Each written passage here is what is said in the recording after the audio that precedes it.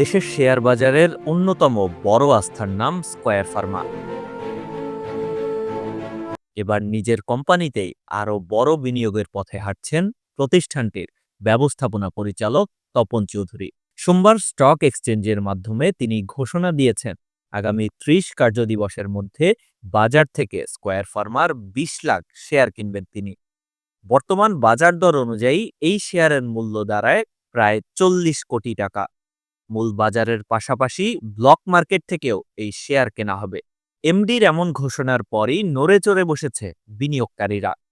সোমবার দিন শেষে কোম্পানিটির শেয়ার দর বেড়েছে ১%, যা ২০০ টাকার ঘর অতিক্রম করেছে।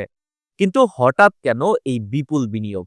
একটি সংবাদ মাধ্যমকে দেয়া সাক্ষাৎকারে তপন চৌধুরী জানান, ব্যাংকে টাকা ফেলে রাখার চেয়ে নিজের কোম্পানির শেয়ারে বিনিয়োগকেই এখন বেশি লাভজনক মনে করছেন তিনি। তিনি বলেন, প্রতিষ্ঠানটি পরিচালনার সঙ্গে আমি ওতপ্রোতভাবে জড়িত, তাই এর বর্তমান ও ভবিষ্যৎ সম্ভাবনা আমি খুব ভালো জানি। এই মুহূর্তে ব্যাংকে টাকা রাখার চেয়ে কোম্পানির শেয়ারে বিনিয়োগ আমার কাছে ভবিষ্যতের জন্য অনেক বেশি লাভজনক মনে হয়। বিশ্লেষকরা বলছেন, গত ১ বছরের মধ্যে স্কয়ার ফার্মার শেয়ার দর এখন সর্বনিম্ন পর্যায়ে রয়েছে।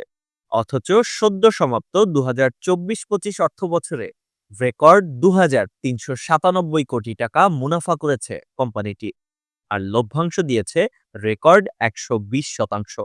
এমন অবস্থায় খোদ এমডির শেয়ার কেনার ঘোষণা সাধারণ বিনিয়োগকারীদের আস্থা ফেরাতে বড় ভূমিকা রাখবে। ডেস্ক রিপোর্ট, বিপ্লবী বার্তা।